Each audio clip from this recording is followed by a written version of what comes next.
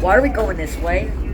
Because this is the way that we go first on the excursion train. We back the train down the hill and then we pull it back up to Campo. Because we don't have a way to change which end of the train the locomotive's on. So I know. we have to pick one. We go backwards this way and then we pull back to the museum.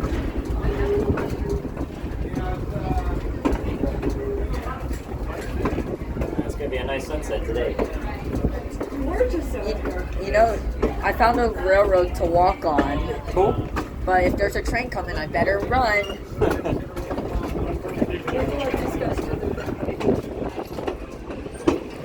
Another couple minutes. That's all right.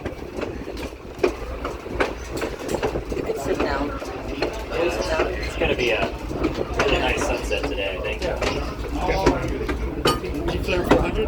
I gave him 200. 200. Because we're on track warrant control limits now, and our track warrant gives us the authority to occupy the main track. Sure.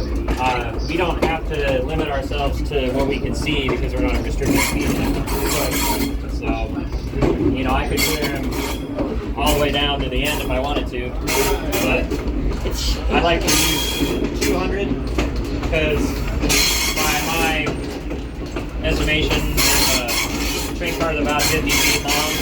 200 cars is 2 miles, so then I just have to remember to update them every mile. Yep. So everybody's concept of how long a car length is a little different. Yeah, they were saying 70-something feet. Wow. Yeah, that's how long these cars are. They're 76 feet long. But we've got some cars that are 85. The baggage car, I think, is 58. So, No berries. yeah, as long as they're consistent, that's what's really important.